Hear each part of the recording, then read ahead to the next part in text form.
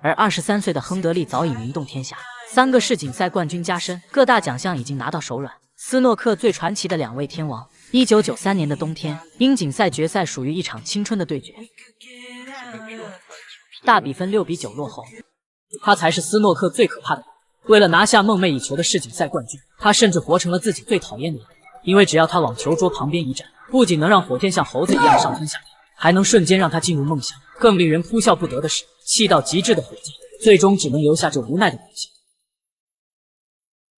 这是耶稣来了也要承认的经典，3颗光头和3颗球，看看到底谁发愁。比赛这才刚刚开始，艾伯顿就把魔弓直接拉满，明明就是非常清晰的回球路线，甚至还可以直接贴球。200秒的时间他愣是就不出杆。观众看着上蹿下跳的火箭，这现场直播可比看电影有意思多。而火箭也不能吃亏，因为他踩的正是对手艾伯顿的座位。Well, Ronnie, he's up on the chair.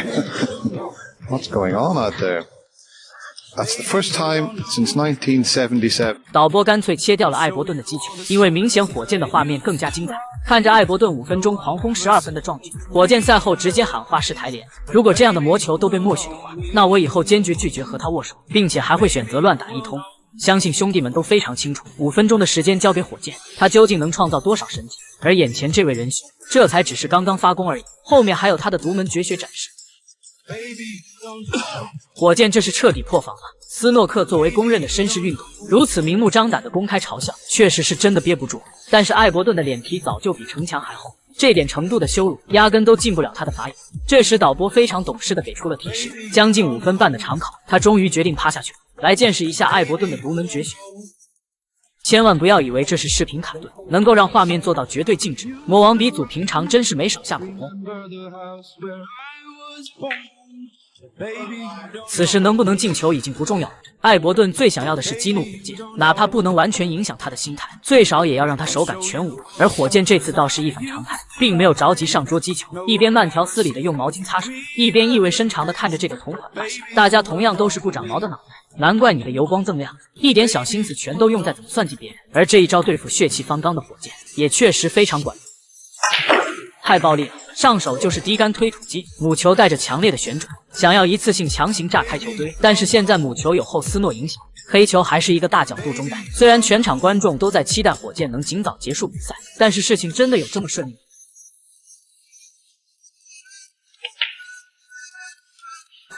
很可惜，长时间的冷板凳确实会让人手感全无。火箭只能郁闷地走回他的牢笼，因为就算用脚后跟都能想到，接下来艾伯顿又要继续发功。火箭这小表情真的绝了，人生如戏，既然抵抗不了，那就只能学会苦中作乐。上场后的艾伯顿半天都没出现在画面，导播继续把特写给到火箭。睡吧，我亲爱的宝贝，梦里面打人是唯一不犯法的地方，你就好好发挥吧。他又来了，他带着独门绝技又来了。你能想象，刚出道的艾伯顿长发飘飘，而且是出了名的快枪手，为了拿到一次世锦赛冠军，他真的活成了自己最讨厌的样子。看到艾伯顿再次失手，全场观众大喊罗尼，快点结束这该死的折磨！真的没有人爱看这样的比赛。其实现场最辛苦的还是裁判，全场至少都能坐着休息，他却只能一个人全程罚站，而且拿着同样的工资。隔壁桌的裁判早就提前下班，他却只能看着艾伯顿发呆。反观火箭，他更着急，巡视了一圈，实在是没有进攻机会，万般无奈之下，只能轻贴一杆继续防守。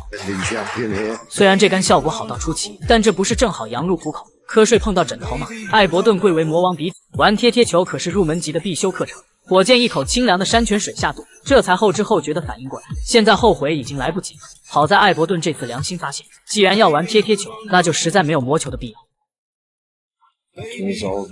局面都已经这样了，那火箭也只能继续轻推，但就因为这一杆，经典名场面就要来了。光头裁判第一时间上前确认是否贴球，就是这么一个再正常不过的举动，艾伯顿瞬间得到了灵感，并且将它发扬光大。这不正是魔球的最好时机吗？让我看看是不是真的贴住了。艾伯顿一本正经的示意裁判，这肯定是贴球无误。老裁判依然严谨的再次确认，你小子魔球我都忍了，现在还来质疑我的专业，这就是你不厚道。看着艾伯顿依然不依不饶，休息区的火箭快步上台，这要不凑个热闹，实在是说不过去。这就是斯诺克史上经典名场面，3个光头看3颗球的典故，难怪会有球迷戏称这么精彩的故事，不拍成电影真可惜。Ronnie agrees with the referee.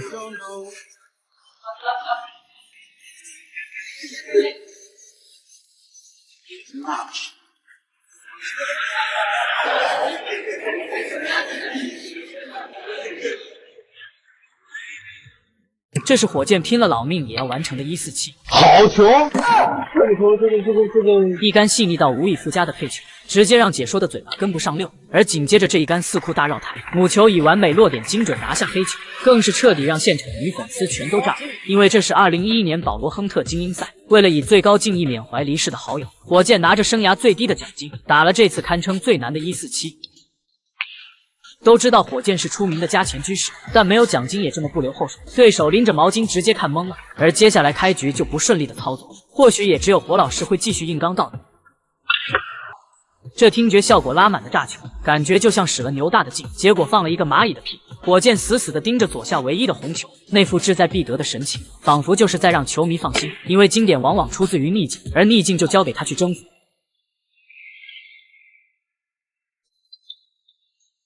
利用球堆借停的同时，顺便再次带一下球堆。理论上来说，可以单下的红球已经接近超分，但火箭和其他球员最大的不同，就是当别人还在精心计算如何拿下比赛，他脑子里永远想的是如何清场。也正是这种追求打好每一局的信念，不仅让他获得球迷的喜爱，也让赢下比赛都变成了只是顺便之事。24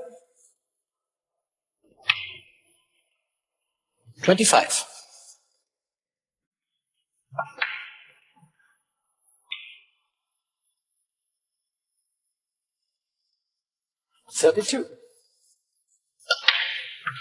33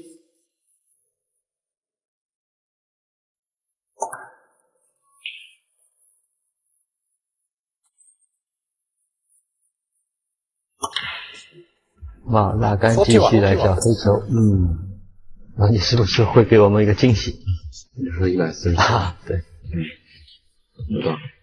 而且这局球是逼着他要打140，除非你用5分球来过渡跑出来。48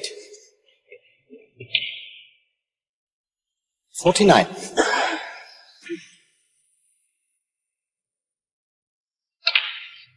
再次顶了一下中间这颗，左侧的3颗红球也就救活了2颗，而粉球右侧这4颗依然还充满着变数。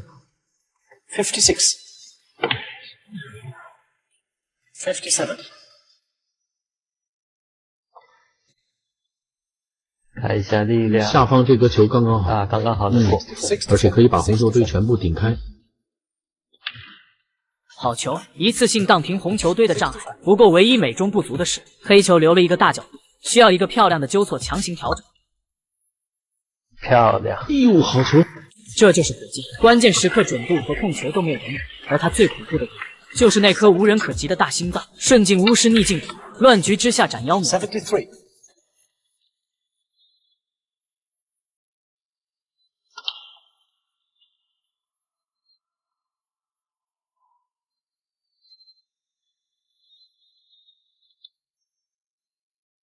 来呀，147分啊，朋友们啊，大家醒醒吧！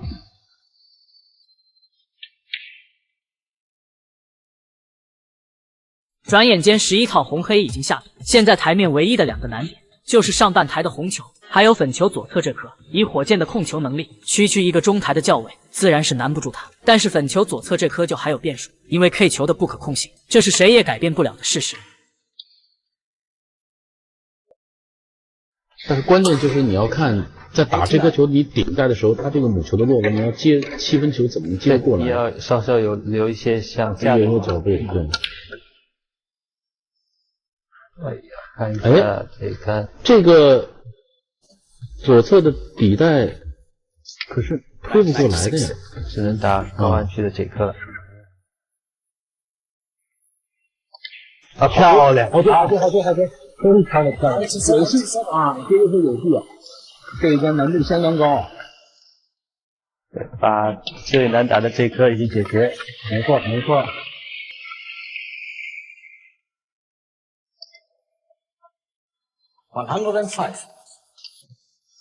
啊，角度稍稍大了一些，是顶一下。好球！但是这个球，这跑球台了，对，要绕球台了，看一下这杆，要跑球台了。